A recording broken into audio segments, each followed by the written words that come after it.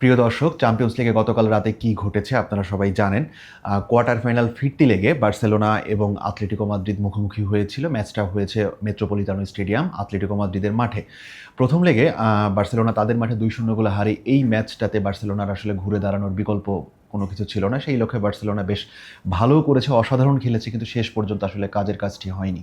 Barcelona 2-1 গোলে ফিরতি leg জিতলেও প্রথম লেগে 2-0 গোলে হারের কারণে 2 লেগ মিলিয়ে 3-2 গোলের হারে বার্সেলোনাকে বিদায় নিতে হয়েছে চ্যাম্পিয়ন্স লিগের কোয়ার্টার ফাইনাল থেকে। অন্যদিকে অ্যানফিল্ডে পিএসজির কাছে শিরোপাধারী গতবারের চ্যাম্পিয়ন পিএসজির কাছে লিভারপুল হেরেছে 2-0 গোলে।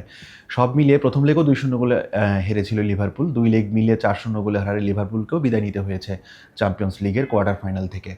অন্যদিকে সেমিফাইনালে উঠেছে পিএসজি এবং আতলেটিকো মাদ্রিদ। আতলেটিকো মাদ্রিদ 9 বছর পর উঠল সেমিফাইনালে। সব মিলিয়ে গতকাল রাতে দুটি ম্যাচের মধ্যে বার্সেলোনা আতলেটিকো মাদ্রিদ ম্যাচটা নিয়ে আলোচনা হচ্ছে বেশি। সেটাই স্বাভাবিক, তার কারণ বার্সেলোনার সামনে যে ঘুরে দাঁড়ানোর লক্ষ্যটা ছিল, সেই লক্ষ্যের বলতে পারেন বেশ কাছাকাছি পৌঁছে গিয়েছিল বার্সেলোনা। 24 মিনিটের ভেতরে 2 লেগ মিলিয়ে ব্যবধান 2-2 করে ফেলেছিল বার্সেলোনা। গোল করেছিলেন লামিন ইয়ামাল এবং ফেরান তোরেস। কিন্তু এই ম্যাচ যত এগিয়েছে বার্সেলোনার আক্রমণের ধার তত বেড়েছে। বাড়তে বাড়তে বেশ কিছু আক্রমণ করেছে বার্সেলোনা। আরেকটা গোলও করেছিল, যেটা অফসাইডের কারণে বাতিল হয়েছে। তবু এই ম্যাচে আসলে বার্সেলোনার যা করার দরকার ছিল সেটা শেষ পর্যন্ত তারা করতে পারেনি। যেমন ধরুন 79 মিনিটে বার্সেলোনার এরিক গার্সিয়াকে লাল কার্ড দেখে মাঠ ছাড়তে হয়। এরপরে বার্সেলোনাকে আসলে 10 জনের দল নিয়ে খেলতে হয়েছে। এই ম্যাচ শেষে কিছু বিতর্কও ছড়িয়েছে। বার্সেলোনার হয়ে এই ম্যাচে খেলতে পারেননি ব্রাজিলিয়ান উইঙ্গার রাফিনিয়া। তিনি চোটের কারণে মাঠের বাইরে প্রথম লেগও খেলতে পারেননি, তবে মাঠে ছিলেন। ওয়ান্ডা মেট্রোপলিটনতে বসে তিনি ম্যাচটা দেখে ম্যাচ শেষে সাংবাদিকদের কাছে নিজের যে অনুভূতি সেটা বলেছেন। সেই অনুভূতিটা আসলে রেফারিদের উপর তিনি ক্ষোভ উগরে দিয়েছেন। তার মতে বার্সেলোনা এই 2 লেগে খেলে যে বিদায় নিল, এইখানে আসলে রেফারি ডাকাতি করে, তার ভাষায় রেফারি ডাকাতি করে ম্যাচ ছিনিয়ে নিয়েছে বার্সেলোনার কাছ থেকে। প্রথম লেগের রেফারি, দ্বিতীয় লেগের রেফারি, 2 লেগের রেফারির উপরই রাফিনিয়া নিজের ক্ষোভ উগরে দিয়েছেন। তার দাবি আতলেটিকো বিশেষ করে ফিরতি লেগে প্রচুর আক্রমণাত্মক ফুটবল খেলেছে, মানে শারীরিকভাবে আক্রমণাত্মক ফুটবল খেলেছে। কিন্তু ফিরতি লেগের যে রেফারি ক্লেমেন্ট তারপিন, তিনি আতলেটিকোকে কার্ড সেভাবে দেখাননি। এর পাশাপাশি তিনি 2 লেগের রেফারিংয়ের মান নিয়েও প্রশ্ন তুলেছেন এবং সরাসরি বলেছেন যে রেফারিংয়ের মান দিন দিন খারাপ হয়ে যাচ্ছে, এবং এটি খোঁচাও মেরেছেন। সেটা হচ্ছে যে বার্সেলোনা যদি জিততে চায়, জেতার চেষ্টা করে, তাহলে রেফারিদের কিসের এত ভয়। দর্শক, চ্যাম্পিয়ন্স লিগ কোয়ার্টার ফাইনাল ফিরতি লেগে আজ রাতেও 2টি ম্যাচ রয়েছে। এই 2টি ম্যাচই খুব গুরুত্বপূর্ণ।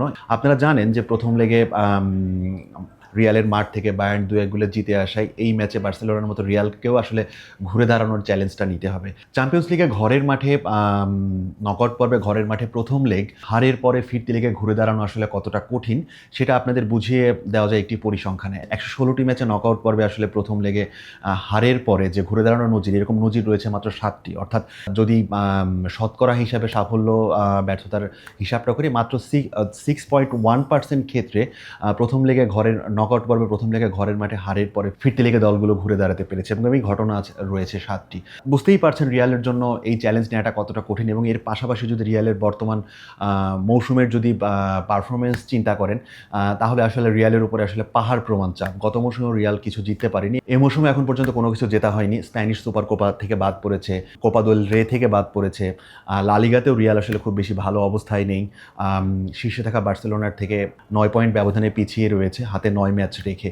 এই যে পরিস্থিতি, গোটা পরিস্থিতিটা আসলে রিয়াল এই মৌসুমে কেমন করবে সেটা আসলে নির্ভর করছে এই ফিরতি লেগের এই আজ রাতের যে ফিরতি লেগের ম্যাচ, সেই ম্যাচের উপরে। এই কথাটা গতকাল সংবাদ সম্মেলনে বলেছেন Real Madrid midfielder Jude Bellingham, যে এই ম্যাচের উপরই নির্ভর করছে আসলে রিয়ালের এই মৌসুমের পারফরমেন্স কেমন হবে না হবে, রিয়াল এই মৌসুমে কতটা ভালো করলো কতটা খারাপ করলো।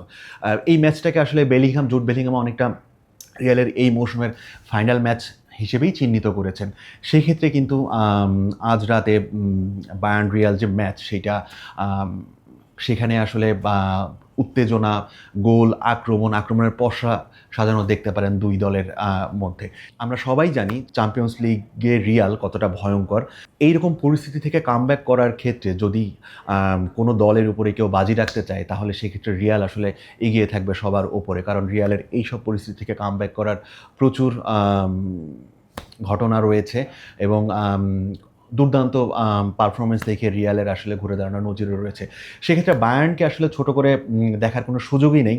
চ্যাম্পিয়ন্স লিগে যে যে দুটি দলের দ্বৈরথকে সবচেয়ে আকর্ষণীয় হিসেবে বিবেচনা করা হয় এবং সেটা অবশ্যই এল ক্লাসিকোর বাইরে, সেটা হচ্ছে রিয়াল এবং বায়ার্ন ম্যাচ। এটাকে অনেকটা এই ম্যাচকে অনেকে ইউরোপিয়ান ক্লাসিকও বলেন আসলে। তো আজ রাতের ইউরোপিয়ান ক্লাসিকে আসলে বায়ার্নের যে ঘরের মাঠ, ঘরের দর্শক সব মিলিয়ে কিন্তু আসলে পাল্লাটা বায়ার্নের প্রতি ভারী থাকবে। কিন্তু ঠিক এইখানটাতেই আসলে রিয়াল কোচ আলভারো আরবেলোয়ার চ্যালেঞ্জ, কিছুদিন আগে তিনি দায়িত্ব নিয়েছেন। এরকম একটা কঠিন ম্যাচে তিনি যদি রিয়ালকে সেমিফাইনালে নিয়ে যেতে পারেন, সেক্ষেত্রে কিন্তু তার পক্ষে রিয়ালের যে বোর্ড বা আরও যারা পরিচালক রয়েছেন তাদের কিন্তু ভোট বাড়বে, অর্থাৎ আরবেলোর পায়ের তলায় মাটিটা আরও বেশি শক্ত হবে। তো দর্শক, অবশ্যই আজ রাতে চোখ রাখবেন চ্যাম্পিয়ন্স লিগ কোয়ার্টার ফাইনাল ফিরতি লেগের দুটি ম্যাচে। আপনাদের আবারও স্মরণ করিয়ে দেই, আর্সেনালের মাঠে আর্সেনাল মুখোমুখি হবে স্পোর্টিং লিসবনের, এবং বায়ার্নের মাঠে অ্যালিয়াঞ্জ অ্যারেনায় বায়ার্নের মুখোমুখি হবে রিয়াল মাদ্রিদ। এই দুটি ম্যাচ দেখার জন্য আপনাদের আমন্ত্রণ রইল দর্শক। খোদা হাফেজ।